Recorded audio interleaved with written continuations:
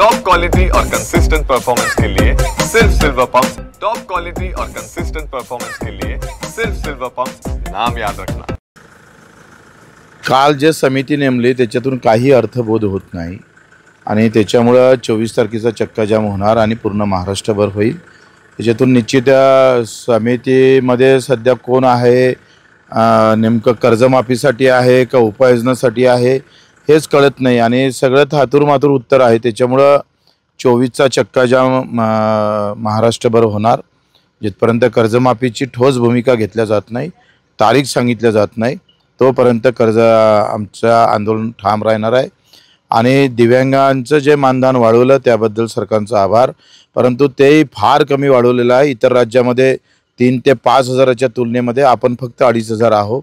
महाराष्ट्र हा प्रगत राज्य असताना सुद्धा ज्याला 2 पायाने डोळ्याने अशांसाठी मला वाटते आपण आवरता हात घेऊ नये।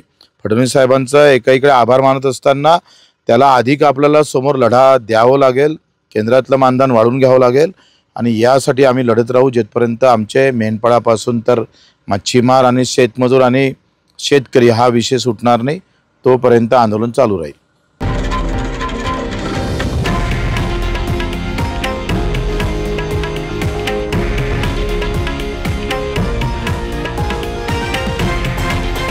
हे आहे देशातील नंबर 1 न्यूज नेटवर्क आणि आपण पाहत आहात TV9 मराठी, एकमेव।